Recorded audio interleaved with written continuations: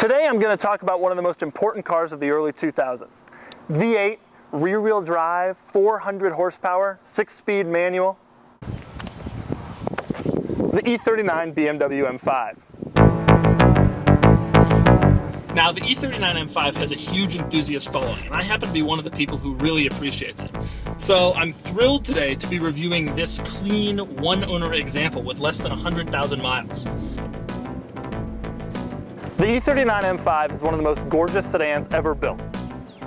The lines are perfect, and you won't find a bad angle on this car. The styling is restrained, well-proportioned, perfectly drawn, and handsome. Basically, it's everything you'd want your German super sedan to look like. Best of all, it's so subtle. The new M5 has those huge wheels and those side skirts and those weird-looking orange brake calipers. It just screams, "Look at me, you bastard!" This thing is stealthy, it's smooth, it's subdued. In fact, I bet that I could replace the badge with an entirely different type of badge, and nobody would ever know the difference. Now that I'm driving my 525i badged M5, I'm going to demonstrate this car's stealthy performance capabilities with a little stoplight drag race.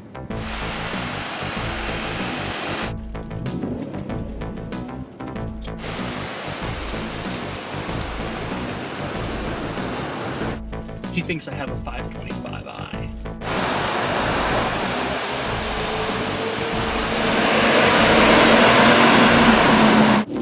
Yes! Victorious! Okay, so that wasn't the most scientific test, but this car does really perform well, and part of the reason is it's fairly lightweight. To demonstrate that, I have a little comparison here. Now, this M5 weighs 3,900 pounds, whereas the new M5 weighs in at approximately 10 million pounds. Now, the difference between the two cars is 9,996,000 pounds. It's good for acceleration. It's also good for handling. In fact, this car handles like a dream.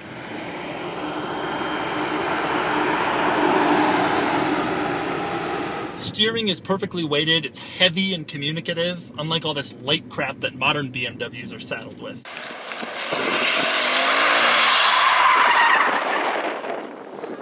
It's perfect. Who cares? My favorite thing about this car is actually the build quality. Everything is exactly like you'd expect it to be from the Germans, with the serious, somber quality of a nation that is just coming back from a funeral. Take, for example, the turn signal stock. It doesn't have any play at all until you turn it on, and then click, click. You also get the feeling when you shut these substantial rear doors that the outside world will never bother you again. And the trunk is heavy, it's solid. It weighs about the same as my entire Nissan Cube, and it would probably do better in a crash. There is, however, a problem with the M5. The problem is that, like any German car of its age, this M5 is absolutely falling apart. I have here a list of its problems. There is the leaking cylinder head gasket cover that's putting oil into the motor. There is the radiator hose that's cracked, the leaking differential that needs to be replaced, the windshield washer fluid pump, which has a hole in it and therefore will not wash the windshield.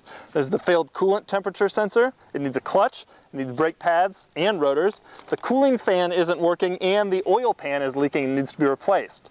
Now the total for all these repairs, $8,703.66. And that's why today is this M5's final day with its original owner, after they've spent more than 12 years together. That's right, he's selling it to CarMax. Now, CarMax won't sell this type of car. They're probably going to wholesale it right away. So that means it'll probably end up at a used car dealer near you. And when you see it there, think about the sublime handling and the excellent build quality. But before you buy it, make sure to get a mechanical inspection.